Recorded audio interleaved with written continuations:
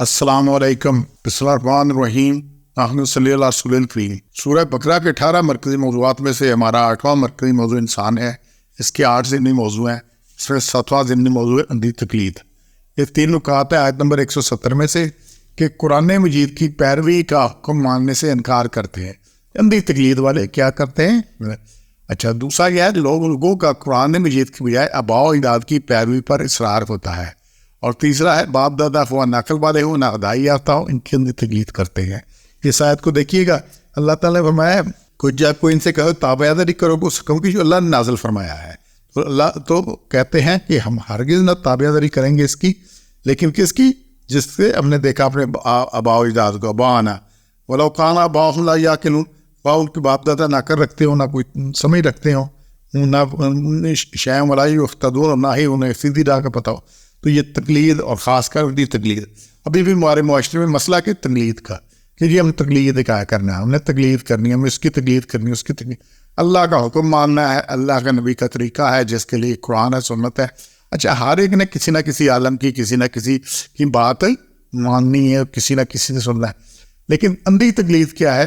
جب مجھے پتہ ہے کہ یہ کام میں کر رہا ہوں، انشاءاللہ یہ سمجھ کر رہا ہوں، یہ قرآن سنت کے مطابق ہے، تو اللہ تعالیٰ اس کا اجر دے گا۔ میں تو یہاں تک سمجھتا ہوں کہ ایک بندہ اگر مغرب کی 4 رکعتیں پڑھتا ہے تو انشاءاللہ، اور یہ سمجھتا ہے یہ قرآن حدیث کے مطابق ہے، تو اللہ اس کو وہ بھی قبول کرے گا، اس کا بھی اجر دے گا۔ لیکن جس وقت اس کو پتہ لگ گیا کہ 4 نہیں 3 ہے، اور پھر اکڑ گیا جی میرے بڑے اس طرح کرتے تھے، میں نے تو یہی سنا ہے، میں نے تو یہی تقلید کرنی ہے، خرابی یہاں سے شروع ہوتی ہے۔ جب آپ کو کسی نے بتا دیا، کسی سے پتہ لگ گیا اللہ کا حکم یہ ہے، نبی کا طریقہ یہ ہے، تو کھولو کتاب کو، پوچھو کسی سے، اس سے ریفر کرو، 2-4 سے پوچھو، پتہ لگ جائے گا۔ آپ کو کسی راستے کا نہیں پتہ ہوتا، کہیں جانا ہوتا ہے تو کوئی ایسی جگہ پتہ چل جاتی ہے جانا ہے، نہیں پتہ، پھر 1 سے 2 سے 4 سے 10 سے پوچھتے ہیں، پہنچ جاتا ہے پتہ، تو نہیں پتہ۔ تو تقلید، اندھی تقلید کے کچھ ہو جائے لگنے کے پتہ، پھر کھڑے رہنا اس بات پہ، یہ اللہ کے حکم کا انکار ہے۔ اور پھر اپنے باوجود کی پیروی پر اصرار ہے، اور یہ اصرار انسان کو خرابی پہ لے جائے۔ جب تک نہیں پتہ، ایسے ہی ہے جیسے روزہ رکھا ہے اور آپ نے نہیں یاد، آپ نے کھا لیے کچھ، انشاءاللہ معاف ہو جائے گا۔ لیکن پتہ لگ گیا روزہ اور پھر کھانے پہ اصرار ہے، تو پھر 60 روزے رکھنے پڑیں گے، پھر سزا ہے اس کی۔ تو اس سے جب پتہ لگ گیا کہ یہ قرآن اس کے مطابق ہے، اور ہمارا مسئلہ کہ علم ہونے کے باوجود بوجھ ضد نہیں کرتے کہ جی میں نے مان لیا تو اس کا مطلب یہ، اس کا مطلب یہ، کوئی مطلب نہیں۔ اور تیسرا نقطہ اللہ نے کہ باپ دادا عقل والے نہ انہوں نے ادائی آتا، لیکن ان کی اندھی تقلید کرتے ہیں۔ تو باپ دادا کو نہیں پتہ لگا تھا، مجھے پتہ لگی چیز، باقی میں جتنا کچھ کر رہا ہوں باپ دادا کو میرے کو پتہ تھا کہ یہ کچھ کرنا نہیں، میں نے پتہ کی ہے، میں کر رہا ہوں۔ انشاءاللہ اندھی تقلید ہم نے نہیں کرنی۔ تقلید اور چیز ہے، اندھی تقلید اور چیز ہے۔ تقلید ہے کہ آپ نے کسی کی بات سنی، چل پڑے، سمجھے، ٹھیک ہے، لیکن اس کو ویریفائی کیا آپ نے، اور جب پتہ لگا نہیں تو پلٹ آنا ہے۔ جب کسی نے آپ کو بتایا کہ یہ راستہ ہے، آپ نے 2-4 سے کنفرم کیا، ٹھیک ہے، چلتے جائیں گے، لیکن کسی نے کہا یہ غلط راستہ ہے، ادھر نہیں جانا، تو پھر اس کو ویریفائی کریں گے، کنفرم کریں گے، نہیں تو بھگتیں گے۔ اچھا جی، ہمارا جو 8واں اور آخری موضوع ہے، انسان کو اس کی برداشت سے زیادہ تکلیف نہیں دی جاتی۔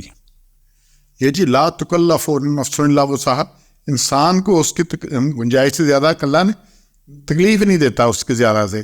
یہ لا یکلف نفس الا وسعها، یہ دوسری آیا ہے کہ اللہ انسان کو اس کی وسعت سے زیادہ تکلیف دے۔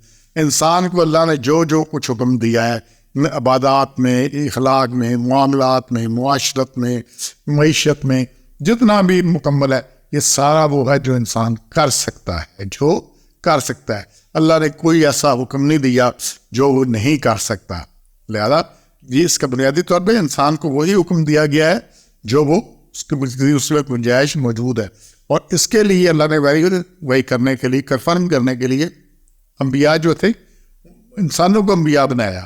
اگر کوئی فرشتے، کوئی جن، کوئی اور مخلوق نبی بنتی تو بڑے آرام سے انسان کہتا ہے جی وہ تو اس چیز کے مکلف نہیں، اس کے نہیں ہو جائے، یہ مسئلہ نہیں، ہم کیسے تقلید کر سکتے ہیں، کیسے عمل کر سکتے ہیں؟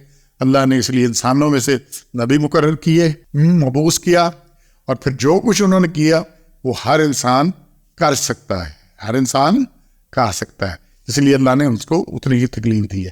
اچھا، اس میں کیا ہے؟ نماز پڑھنا کس بندے کو مسئلہ ہے؟ اس میں کوئی پیسے لگتے ہیں کچھ؟ اچھا، حج کا مسئلہ ہے تو اللہ نے اس کو مکلف کیا جس کے پاس حج کھانے جانے کا خرچہ ہو، پیچھے ان گھر والوں کے لیے خرچہ ہو، سارا کچھ۔ زکوٰۃ کا کس کو کیا ہے؟ جس کے پاس مال اتنا ہو کہ سال پورا پڑا رہے، جو اس کے سامان میں نہیں ہے، پڑا ہے، وادو ہے، زیادہ، تو اللہ نے کہا اس میں سے 40% نکالو۔ تو مکلف کس کو کیا ہے؟ جو کر سکتا ہے. تو اس میں کیا مسئلہ ہے؟ اگر سارا سال ہے آپ کے پاس مال پڑا ہے, ضرورت ہے تو اس میں 40 سے نکالتے, کیا تکلیف ہے؟ تو اللہ نے ہر چیز کا مکلف اس کو کیا ہے. اچھا, روزے میں بھی اگر نہیں رکھ سکتا بندہ تو اللہ نے چھوٹ دے دی, اجازت دے دی کہ بھئی یہ اس کے لیے فدیہ دے دو, یہ کر لو اوپر. تو اللہ نے اسی طرح سے کسی چیز پہ انسان پہ وہ بوجھ نہیں ڈالا جس کو اٹھا نہیں سکتا. تو انشاءاللہ یہ ہر چیز, ہر حکم قابل عمل ہے اور انشاءاللہ کرنا ہے. آج آپ شروع کریں, آپ عمل شروع ہو جائے گا.